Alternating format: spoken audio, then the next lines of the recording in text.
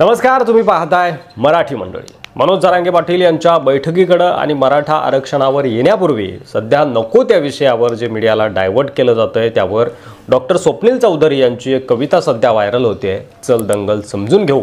तुम्ही कदाचित ऐकलीही असेल। त्यावर एक नजर आधी टाकूया आणि त्यानंतर पुन्हा मनोज जरांगे पाटील आणि मराठा आरक्षण या विषयावर येतात। डॉक्टर स्वप्नील चौधरी लिहितात की आदेश आले, अफवा आल्या, रंगबिरंगी झेंडे आले, दगडासोबत धोंडे आले, कळपाकळपानं गेंडे आले, धर्मासाठी कडवे आले आणि मतांसाठी भडवे आले। धर्मासाठी कडवे आले, मतांसाठी भडवे आले, दंगल पेटली, घरं पेटली, हलक्या मेंदूचे पेटून उठले, गाड्या फुटल्या, काचा तुटल्या, ब्रेकिंग न्यूजला कारण झालं, मग पत्रकार घटनेच्या खोलात गेले, घटनास्थळीचे जेलात गेले, त्यांना जामीन द्यायला आलं कोण, झेंडेवाले की धर्मावाले?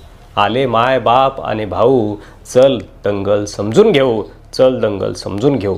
यानंतरही त्यांनी बरंच काही लिहिलंय, तुम्ही इंटरनेटवरती कविता बघू शकता। दंगल, औरंगजेब कबर, दिशा सलियान प्रकरण याने विकास होणार आहे का?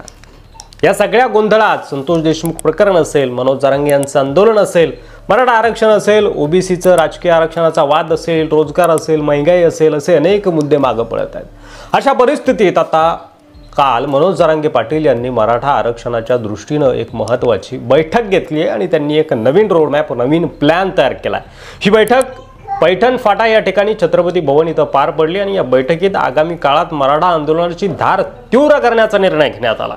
त्यासाठी शिवराज्याभिषेकाच्या दिवशी प्रत्येक गावात एक मराठा सेवक नियुक्त केला जाणार आहे। या मराठा सेवकाच्या माध्यमातूनच आरक्षणाचे आंदोलन आक्रमकपणे राबवले जाणार आहे। त्यांचा मेगा प्लॅन तयार करण्यात आलाय मनोज जरांगे पाटील यांच्याकडून। मराठा सेवक नेमताना काही निकष देखील निश्चित करण्यात आलेले आहेत। त्यानुसार मराठा सेवक हा कोणत्याही पक्षाचा असू नये, त्याच्याकडे चांगले संघटन कौशल्य असावं, त्याचं चरित्रही शुद्ध असावं, तो सुशिक्षित असावा, असे काही निकष लावण्यात आलेले आहेत।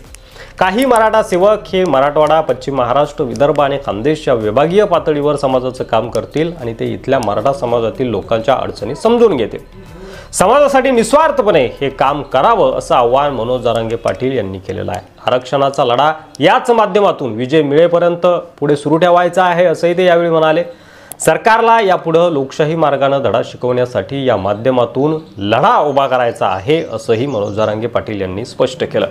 राज्यातील मराठा मोठा झाला पाहिजे, यासाठी उद्योग व्यवसायात त्यांना मोठं करायचं काम या मराठा सेवकाच्या माध्यमातून करण्यासाठी गनिमी काव्याच्या माध्यमातून हे काम करण्याचा निर्णय या बैठकीत घेण्यात आलाय।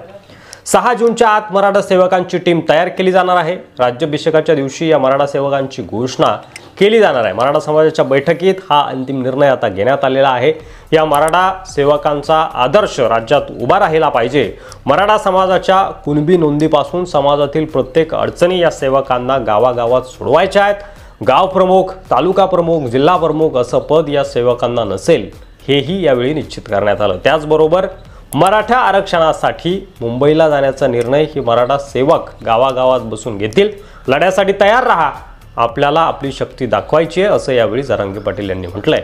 आता यातून काय साध्य होतं का, सरकार याची दखल घेतं का आणि येत्या काळात नेमकं काय घडतंय हे आपल्याला कळेलच। मात्र कुठंतरी मनोज जरांगे पाटील हे आता एक संघटन उभं करण्याच्या मागे लागलेले आहेत। कुठंतरी राष्ट्रीय स्वयंसेवक संघासारखं असेल किंवा मग मराठा सेवा संघासारखं असेल किंवा अखिल भारतीय हिंदू परिषदेसारखं असेल, एक मजबूत संघटन आपलं असावं। प्रत्येक गावागावात, तालुक्यात मराठा सेवक असावे असा निर्धार आता मनोज जरांगे पाटील यांनी केलेला आहे। आणि हे संघटन जर मजबूत झालं तर येत्या काळामध्ये या संघटनाच्या माध्यमातून सरकारवर दबाव टाकायचा असेल किंवा निवडणुकीच्या काळात देखील विविध गोष्टी या संघटनाच्या माध्यमातून साध्य होऊ शकतात आणि येता काळ निश्चितच वेगळा असेल जर हे संघटन मजबूत झालं तर। त्यामधून मराठा समाजाची ताकद तर वाढेलच, शिवाय जरांगेंच्या शब्दाला देखील वजन निर्माण होऊ शकतं। यावर तुम्हाला काय वाटतंय, तुमचं मत कमेंट बॉक्समध्ये लिहायला विसरू नका। व्हिडिओ जर आवडला असेल तर जास्तीत जास्त शेअर करा, चॅनलवर नवीन असाल तर सबस्क्राईब करायला देखील विसरू नका।